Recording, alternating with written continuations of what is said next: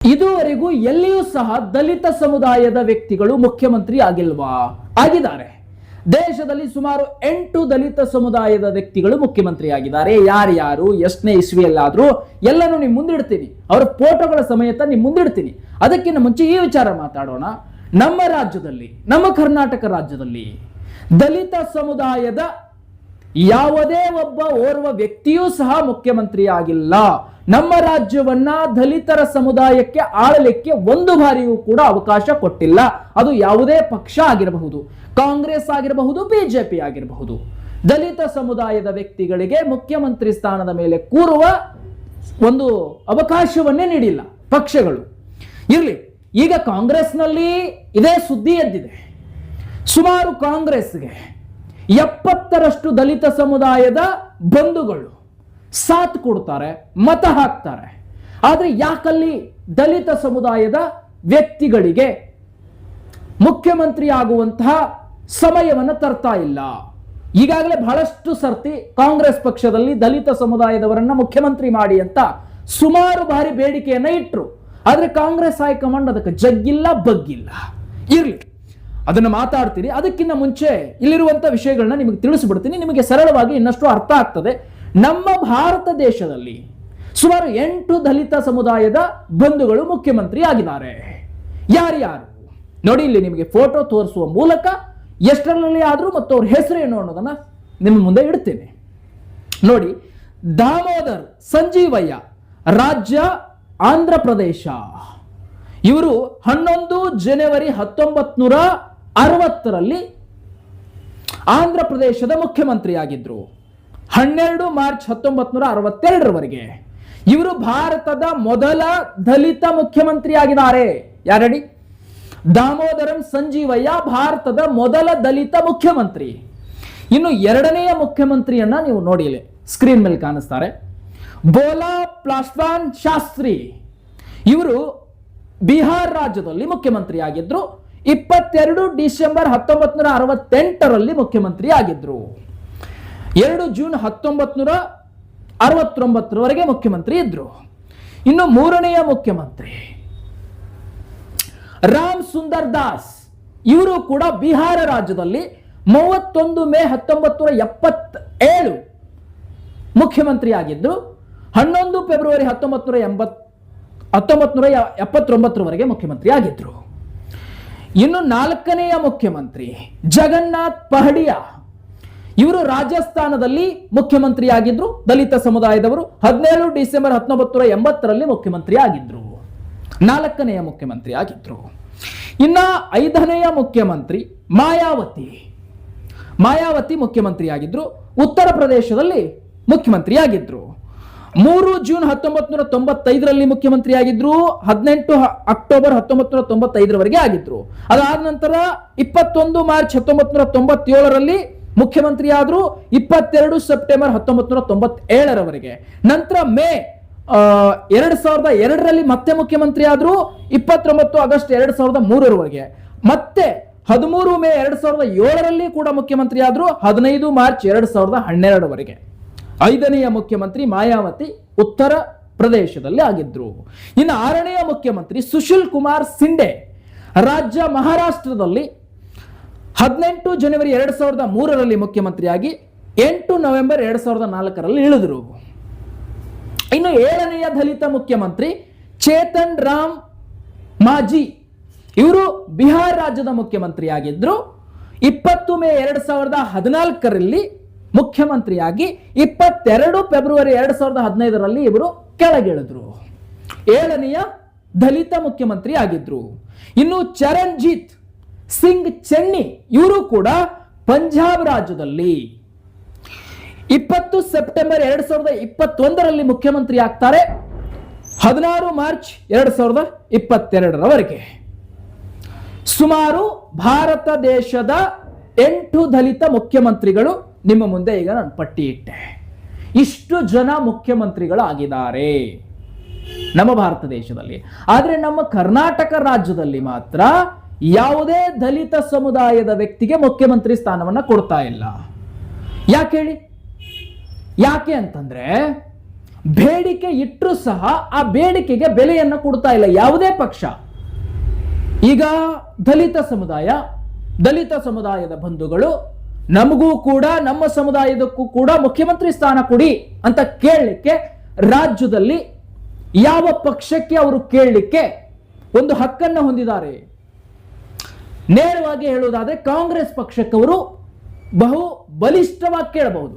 ಎಲ್ಲ ಪಕ್ಷಕ್ಕೂ ಕೇಳಬಹುದು. ಬಿಜೆಪಿಗೂ ನಮಗೆ ನಮ್ಮ ಸಮುದಾಯಕ್ಕೆ ಅಧಿಕಾರ ಕೊಡಿ ಅಂತ ಕೇಳಬಹುದು, ನಮ್ಮ ಸಮುದಾಯದ ಮುಖ್ಯ ವ್ಯಕ್ತಿಯನ್ನ ಮುಖ್ಯಮಂತ್ರಿಯನ್ನಾಗಿ ಮಾಡಿ ಅಂತ ಕೇಳಬಹುದು, JDS ನಲ್ಲೂ ಕೇಳಬಹುದು, ಇದೆಲ್ಲ ಬೇರೆ. ಆದ್ರೆ ಬಲಿಷ್ಠವಾಗಿ ಕೇಳುವ ಒಂದು ಶಕ್ತಿ ಇರ್ತಕ್ಕಂಥದ್ದು ಕಾಂಗ್ರೆಸ್ ಪಕ್ಷಕ್ಕೆ ಕೇಳಬಹುದು. ಯಾಕಂದ್ರೆ 70% ಸಮುದಾಯ ಅವರ ಬೆನ್ನಿಗೆ ನಿಂತ್ಕೊಳ್ಳುತ್ತೆ.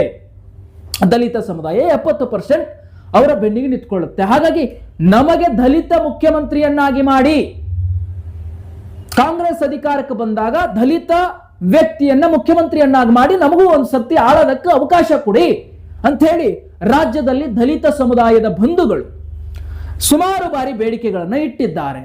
ಆದ್ರೆ ಕ್ಯಾರೇ ಅಂದಿಲ್ಲ ಕಾಂಗ್ರೆಸ್ ಹೈಕಮಾಂಡ್, ಕ್ಯಾರೇ ಅಂದಿಲ್ಲ ರಾಜ್ಯದಲ್ಲಿ. ಅದು ಏನೋ ಗೊತ್ತಿಲ್ಲ. ಕರ್ನಾಟಕ ರಾಜ್ಯದಲ್ಲಿ ಬಿಜೆಪಿ ಕೂಡ ದಲಿತ ಸಮುದಾಯದವರನ್ನ ಮುಖ್ಯಮಂತ್ರಿಯನ್ನಾಗಿ ಮಾಡಿಲ್ಲ, JDS ಕೂಡ ಮಾಡಲಿಲ್ಲ, ಕಾಂಗ್ರೆಸ್ ಕೂಡ ಮಾಡಲಿಲ್ಲ. ಆದ್ರೆ ಮತ ಚುನಾವಣೆಯ ಸಂದರ್ಭದಲ್ಲಿ, ಬೈ ಎಲೆಕ್ಷನ್ಗಳ ಸಂದರ್ಭದಲ್ಲಿ ನಾವು ಬಾಬಾ ಸಾಹೇಬ್ ಅಂಬೇಡ್ಕರ್ ಅವರ ಅನುಯಾಯಿಗಳು ಅಂತ ಹೇಳೋದು, ಅವರ ಫೋಟೋ ಹಿಡ್ಕೊಂಡು ಫೋಟೋ ತೆಗೆಸ್ಕೊಳ್ಳೋದು, ಯಾಕೆ ಹೇಳಿ? ಮತ ಬೀಳಬೇಕು ಅನ್ನೋ ಕಾರಣಕ್ಕೆ. ಯಾಕೆ ಮಾಡಬಾರದು? ನೋಡಿ, ಬೇಡಿಕೆ ಇಡ್ತಾ ಇದ್ದಾರೆ. ಅವರು ಬೇಡಿಕೆ ಇಡೋದ್ರಲ್ಲಿ ತಪ್ಪಿಲ್ಲ, ಯಾಕಂದ್ರೆ ಅವರು ಕೂಡ ಭಾರತದ ಪ್ರಜೆ. ಬಾಬಾ ಸಾಹೇಬ್ ಅಂಬೇಡ್ಕರ್ ಅವರು ಈ ದೇಶದ ಕಾನೂನಿನ ಕರಡು ಸಮಿತಿಯ ಅಧ್ಯಕ್ಷರಾಗಿದ್ದಂತ ಸಂದರ್ಭದಲ್ಲಿ ಕಾನೂನನ್ನು ರಚನೆ ಮಾಡಿದ್ದಾರೆ. ಬಾಬಾ ಸಾಹೇಬ್ ಅಂಬೇಡ್ಕರ್ ಅವರ ಸಮುದಾಯಕ್ಕೂ ಮುಖ್ಯಮಂತ್ರಿ ಆಗುವ ಎಲ್ಲ ಅರ್ಹತೆಯೂ ಇದೆ. ಮತ್ ಯಾಕೆ ಕೊಡ್ತಾ ಇಲ್ಲ? ಈ ಒಂದು ವಿಚಾರ ಕೂಡ ಬಹಳ ಚರ್ಚೆಗೆ ಗ್ರಾಸವಾಗ್ತಾ ಇದೆ. ಇವತ್ತು ಕಾಂಗ್ರೆಸ್ ಪಕ್ಷದಲ್ಲೂ ಕೂಡ ಬಹಳ ದೊಡ್ಡ ಮಟ್ಟದಲ್ಲಿ ಬೇಡಿಕೆ ದಲಿತ ಸಮುದಾಯದವರು ಇಡ್ತಾ ಇದ್ದಾರೆ. ನಮಗೂ ಕೂಡ ಮುಖ್ಯಮಂತ್ರಿ ಸ್ಥಾನ ಕೊಡಿ. RS ನಲ್ಲಿ G ಪರಮೇಶ್ವರ್ ಇದ್ದಾರೆ, ಪ್ರಿಯಾಂಕಾ ಖರ್ಗೆ. ನೋಡಿ, ಈ ಒಂದು ಇದನ್ನೇ ಕೊಟ್ಟಿರ್ತಕ್ಕಂಥ ಅಧಿಕಾರವನ್ನೇ ಅವರು ಬಿಡಿ, ಅವರನ್ನ ಸೈಡ್ಗಿಡೋಣ. ಆದ್ರೆ ಈಗ G ಪರಮೇಶ್ವರ್ ಇದಾರಲ್ಲ, ಈಗವರಿಗೆ ಮುಖ್ಯಮಂತ್ರಿ ಕೊಡಿ. ನೋಡಿ, ಎಂತಹ ಕ್ಯಾಂಡಿಡೇಟ್ ಮಲ್ಲಿಕಾರ್ಜುನ ಖರ್ಗೆ ಮುಖ್ಯಮಂತ್ರಿ ಆಗುವಂತ ಸಾಧ್ಯತೆ ಇರತಕ್ಕಂಥ ವ್ಯಕ್ತಿ, ಅವ್ರಿಗೂ ಕೂಡ ಮುಖ್ಯಮಂತ್ರಿ ಆಗ್ಲಿಕ್ಕೆ ಅವಕಾಶ ಕೊಡಲಿಲ್ಲ, ಅವ್ರನ್ನ ಕೇಂದ್ರದಲ್ಲಿ ಓದಿಟ್ಕೊಂಡ್ರು. ನೋಡಿ ಎಷ್ಟು ವ್ಯವಸ್ಥೆ ನಡೀತಾ ಇದೆ ಇಲ್ಲಿ ಅಂದ್ರೆ.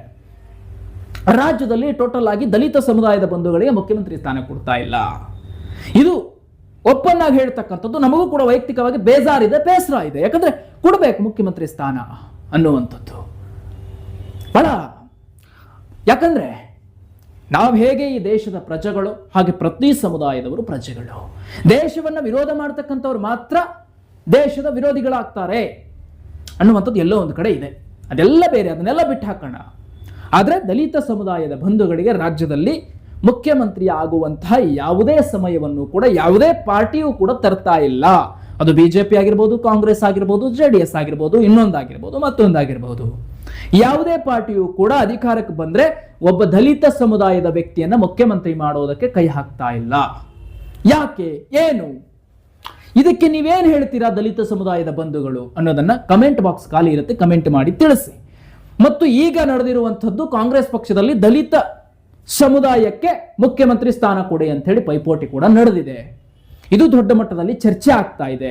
ಕಾಂಗ್ರೆಸ್ ಹೈಕಮಾಂಡ್ಗೆ ತಲೆ ಬಿಸಿ ಆಗಿದೆ. ಇನ್ನೊಂದು ಕಡೆ ಮೇನ್ ಪಾಯಿಂಟ್ ಹೇಳಲೇಬೇಕಾಗಿದೆ. ಏನಪ್ಪಾ ಅಂದ್ರೆ, ಸತೀಶ್ ಜಾರಕಿಹೊಳಿ, DK ಶಿವಕುಮಾರ್ ಇವರು ಬಿಟ್ಕೊಡ್ಲಿಕ್ಕೆ ತಯಾರಿಲ್ಲ. ಈಗ ಇನ್ನೊಂದು ಚರ್ಚೆ ಏನಂದ್ರೆ, ಸತೀಶ್ ಜಾರಕಿಹೊಳಿ ಅವರನ್ನ ಮುಖ್ಯಮಂತ್ರಿ ಸ್ಥಾನದಲ್ಲಿ ಕೂರಿಸಿ ನೋಡಿ ಕಾಂಗ್ರೆಸ್ ದಲಿತ ಸಮುದಾಯದವರಿಗೆ ಮುಖ್ಯಮಂತ್ರಿ ಮಾಡ್ತು ಅಂತ ತೋರ್ಸಕ್ ಹೊರಟ್ರೆ, ಸತೀಶ್ ಜಾರಕಿಹೊಳಿ ಅವರು ದಲಿತ ಸಮುದಾಯದವರು ಅಲ್ಲ, ನೇರವಾಗಿ ಅವರು ವಾಲ್ಮೀಕಿ ಸಮುದಾಯಕ್ಕೆ ಸಂಬಂಧಪಟ್ಟವರು. ಅರ್ಥ ಆಯ್ತಾ? ಸೊ ಈಗ DK ಶಿವಕುಮಾರ್ ಗೌಡ, ಅದಾದ ನಂತರ DK ಶಿವಕುಮಾರ್ ಆದ ನಂತರ ವಾಲ್ಮೀಕಿ ಸಮುದಾಯದ ಸತೀಶ್ ಜಾರಕಿಹೊಳಿ ಮುಖ್ಯಮಂತ್ರಿ ಆಗ್ತಾರೆ. ಆದ್ರೆ ದಲಿತ ಸಮುದಾಯದವರಿಗೆ ಎಲ್ಲಿ ಸಿಗುತ್ತೆ? ಇದು ಬಹಳ ದೊಡ್ಡ ಮಟ್ಟದಲ್ಲಿ ಚರ್ಚೆ ಆಗ್ತಾ ಇದೆ. ಆದ್ರೆ ಇಬ್ರು ಕೂಡ ಈಗ DK ಶಿವಕುಮಾರ್, ಸತೀಶ್ ಜಾರಕಿಹೊಳಿ ಅವರಿಬ್ರು ಕೂಡ ಇವರದೇ ಆದ ಪ್ಲಾನ್ ಮಾಡಿಕೊಂಡು ಇಬ್ಬರಲ್ಲಿ ಒಬ್ರು ಮುಖ್ಯಮಂತ್ರಿ ಆಗ್ತಾರೆ ಹೊರತು ದಲಿತ ಸಮುದಾಯದ ಯಾವುದೇ ವ್ಯಕ್ತಿಗೂ ಕೂಡ ಮುಖ್ಯಮಂತ್ರಿ ಸ್ಥಾನವನ್ನು ಸಿಗ್ಲಿಕ್ಕೆ ಬಿಡೋದಿಲ್ಲ. ಹೈಕಮಾಂಡ್ ಕೂಡ ಅದಕ್ಕೆ ಒಪ್ಪೋದಿಲ್ಲ ಅನ್ನೋ ನಿಟ್ಟು ಕಾಣಿಸ್ತಾ ಇದೆ. ಇದಕ್ಕೆ ಬೇಸತ್ತು ಹೋಗಿದ್ದಾರೆ ಮಲ್ಲಿಕಾರ್ಜುನ್ ಖರ್ಗೆ ಕೂಡ. ಇದನ್ನ ಬಹಳ ಸತಿ ಅವ್ರು ಚರ್ಚೆ ಮಾಡಿದ್ದಾರೆ. ಆದ್ರೆ ಅವರಿಗೆ ಅವಕಾಶ ಕೊಡ್ತಾ ಇಲ್ಲ. ಯಾವುದೇ ಪಕ್ಷ ಬರಲಿ ರಾಜ್ಯದಲ್ಲಿ ಅವಕಾಶ ಕೊಡೋದಿಲ್ಲ. ಯಾವುದೇ ಪಕ್ಷ ಅಧಿಕಾರಕ್ಕೆ ಬಂದರೂ ದಲಿತ ಸಮುದಾಯದ ಬಂಧುಗಳಿಗೆ ಅವಕಾಶ ಕೊಟ್ಟಿಲ್ಲ. ಈಗ ಇಟ್ನಲ್ಲ 8 ಜನರ ರಾಜ್ಯ, ನಿಮಗೆ ಅವರ ಯಾವ ರಾಜ್ಯದಲ್ಲಿ ಎಷ್ಟನೇ ಇಸ್ವಿಯಲ್ಲಿ ಅಂತ ಎಲ್ಲವನ್ನು ನಿಮ್ಮ ಮುಂದೆ ಪುರಾವೆ ಇಟ್ಟಿದ್ದೇನೆ. ದೇಶದಲ್ಲಿ 8 ಏನು ದಲಿತ ಸಮುದಾಯದವರು ಮುಖ್ಯಮಂತ್ರಿಯಾಗಿದ್ದಾರೆ. ಯಾಕಾಗಿಲ್ವಾ? ಎಲ್ಲ ಕಡೆ ಆಗಿದ್ದಾರೆ. ಉತ್ತರ ಪ್ರದೇಶ, ಬಿಹಾರ, ಪಂಜಾಬ್ ಎಲ್ಲ ಕಡೆ ಆಗಿದ್ದಾರೆ. ಮತ್ತೆ ಯಾಕೆ ಇಲ್ಲಿ ಆಗ್ತಾ ಇಲ್ಲ? ಇಲ್ಲಿ ಯಾಕೆ ಬಿಡ್ತಾ ಇಲ್ಲ ಆಗಕ್ಕೆ? ಅದು ಬಹಳ ಇಂಪಾರ್ಟೆಂಟ್. ಸೊ ಆದರೆ ಇಲ್ಲಿ ಕಾಂಗ್ರೆಸ್ನಲ್ಲಿಯೂ ಕೂಡ ಅಷ್ಟು ಈಸಿಯಾಗಿ ಆಗೋದಿಲ್ಲ. ಯಾಕಂದರೆ ಡಿ ಕೆ ಶಿವಕುಮಾರ್ ಕೂಡ ಬಿಟ್ಕೊಡೋದಿಲ್ಲ. ಅದಾದ ನಂತರ ಸತೀಶ್ ಜಾರಕಿಹೊಳಿ ಇದ್ದಾರೆ. ಅದಾದ ನಂತರ ಮತ್ತೊಬ್ಬರು ಯಾರೋ ಒಬ್ಬರು ಮತ್ತೆ ಬೇರೆ ಸಮುದಾಯದವರು ಸಿಕ್ಕಾಕೊಳ್ತಾರೆ. ಆದರೆ ದಲಿತ ಸಮುದಾಯಕ್ಕೆ ಬಹಳ ಮುಖ್ಯಮಂತ್ರಿ ಆಗುವಂತಹ ಲಕ್ಷಣಗಳು ರಾಜ್ಯದಲ್ಲಿ ಹಿಂದೆ ಬೀಳ್ತಾ ಇರುವಂಥದ್ದು ಒಂದು ಕಡೆ, ಎಲ್ಲೋ ಒಂದು ಕಡೆ ಕುಂಠಿತ ಆಗ್ತಾ ಇದೆ. ರಾಜ್ಯದ 3 ಪಕ್ಷಗಳು ಬಲಿಷ್ಠವಾಗಿದ್ರೂ ಸಹ ಅವು ಯಾವುದೇ ರೀತಿಯಾದಂಥ ಈ ಸಾಹಸಕ್ಕೆ ಕೈ ಹಾಕ್ತಾ ಇಲ್ಲ. ಯಾಕೆ ಅನ್ನೋದು ಕೂಡ ನೀವು ಕಮೆಂಟ್ ಮಾಡಿ ತಿಳಿಸಬೇಕಾಗಿದೆ. ಕಮೆಂಟ್ ಮಾಡಿ ತಿಳಿಸಿ. ಮತ್ತಷ್ಟು ರಾಜ್ಯಕ್ಕೆ ಸುದ್ದಿಗಳನ್ನು ಬಿತ್ತರಿಸ್ತಾ ಇರುತ್ತೆ YGM ಸರ್ಕಾರ. ನ್ಯಾಯ, ನಿಷ್ಕಲ್ಮಶವಿಲ್ಲದ ಸುದ್ದಿಗಳನ್ನು ಬಿತ್ತರಿಸೋದೇ ಈ ಒಂದು ಮಾಧ್ಯಮದ ಕರ್ತವ್ಯ. ನಮಸ್ಕಾರ.